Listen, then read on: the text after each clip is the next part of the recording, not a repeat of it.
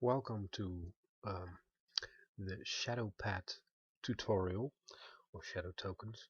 In this tutorial I'll explain how to set up the new feature in the bag of tricks, shadow pads. It's a bit complex, so I thought I'd do a video tutorial to explain everything a bit better. First of all, for this to work you will need um, multiple players online. You can do it with one player, but you'll need to start a server. So I'm going to start with that one. Strict token ownership is needed. Player reveal vision, not really needed, but something I always use. User individual views is important. Restrict player input impersonation if you like. Players receive campaign macros if you like. So strict token ownership and use individual views are the two settings that are required. Okay, so I'm going to start with that one. And the server has started. Okay, shadow tokens, what they do is I have a picture here of a ground floor and a first floor. I really hope you can see the cursor. In case you can't, let's do this. I have a ground floor and a first floor. On the first floor I have a hole in the floor, so you have a sort of a loft in which you can look down. So if tokens move around here, you should be able to see them here. To set that up, I've created the shadow token. Well, first of all, we need to designate the areas in which a vision of both players can be seen of each other. Hard to explain this. So to do that, we're going to create shadow pad. Now I've created here one token which is called shadow pad. One is the identifier, and ground is the link. You have two shadow pads. There are two shadow pads required. One is called ground and the other is called level. So I'm going to create the other one as well now. And we're going to call that one level. Or floor, sorry, floor. Need to get used to my own. So ground and floor. Both we're going to place on the background layer.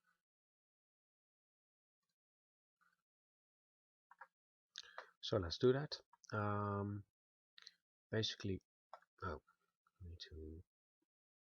need size, free size. Okay, so if somebody on the ground floor walks over this area, and it's important that you keep it within the squares. I snapped it to grid, so in the upper left corner I don't have to worry about, but this will mean that these squares will be part of the shadow pad as well, and in this way, or even in this way, they won't. So it's limited to this area, which is exactly what I want. Now for the ones standing upstairs, I see I used them, well, it doesn't really matter. For the ones upstairs, let's say standing over here, then you can't look down, and over here you can look down. So to do that, I am going to place the shadow token in this area. Okay, so let's see, we have shadow pad 1 floor, shadow pad 1 ground, so this should be working. Initialize pad as usual. They have been found also to teleport, so you can walk up the stairs and back again, but that's a different tutorial. So that's step 1.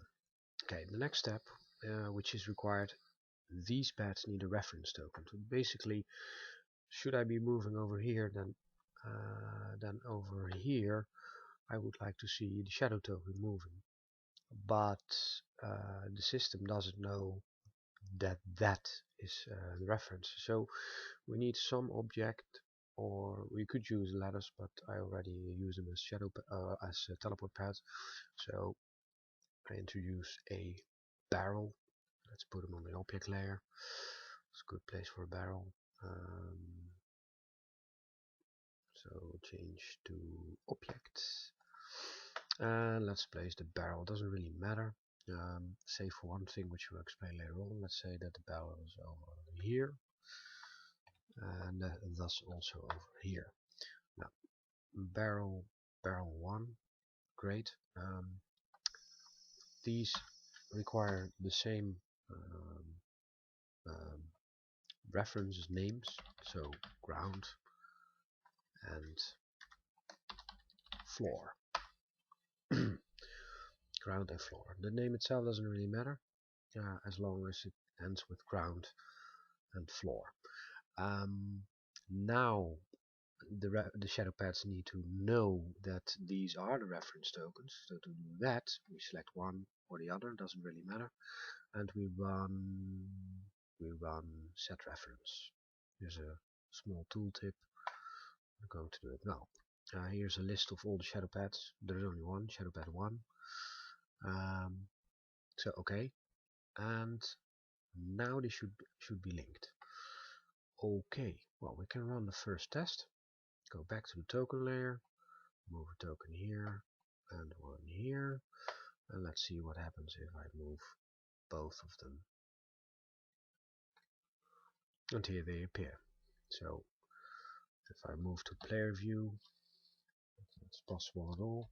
Yeah, if I move to player view, then this player here sees a shadow on the first floor, this token, and this player here sees a token downstairs.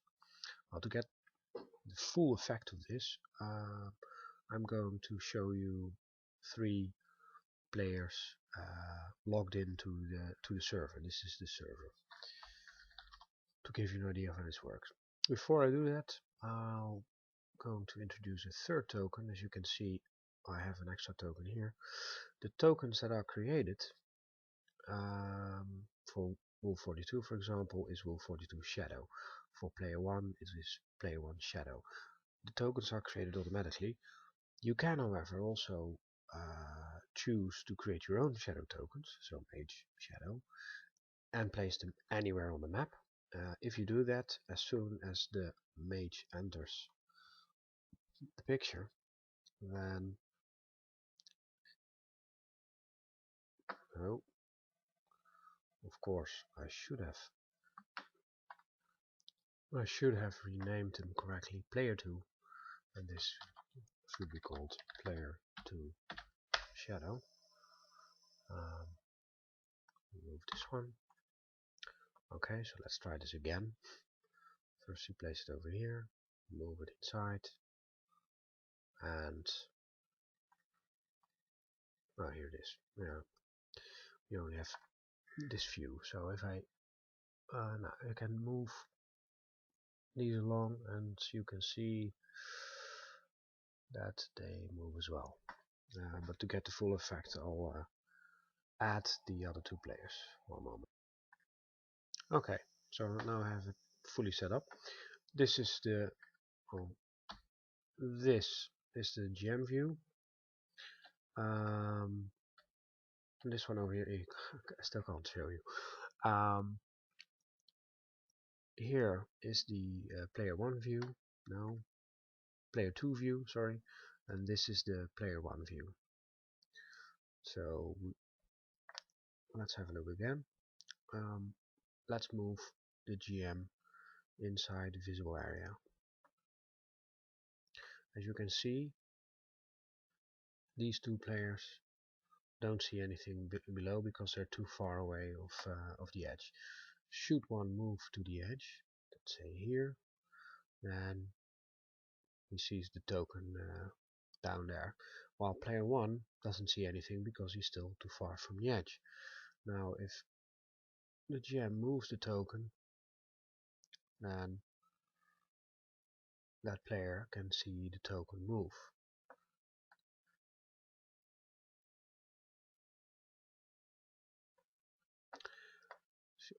if the other player steps in as well, this one, if the other player steps in as well, then he can see the token. If he steps out again, he doesn't, which takes a bit of time and disappears out of view. That's basically it. You can move tokens along, and the other players see it walk. I do remember to explain one thing. There is a setting. Let's run that one. In the toggles where to place shadow tokens, you have several options. It can be placed on the object layer, it can be placed on the token layer, and it can be placed on the token layer and auto select main token. This is for targeting purposes. So we're right to put it on the object layer. I have to move this one out, everything disappears, moving in again. Then as a player I cannot select this token at all. Should I put it on the token layer? Out again and back, and now it's on the token layer. But if I select it, I'm selecting a copy of the token, and especially if you create your own separate tokens, that might work wrong, but that depends on your game. And finally, if I am to set auto select main token, hope this works in one go. Should I be selecting this token? It's not working, obviously, because if you read correctly you need to activate switches for everyone. So I'm going to do that now. These screens can be minimized, but not. I'm just going to move them off here. And with activate switches this should work. So now you can't see it, but better idea, I can show you here. If I select one, I actually select the other. I'm not sure it works on the player view. I have to dive into that, but anyway, that's the third option. I think this concludes the shadow tokens. Thank you for watching.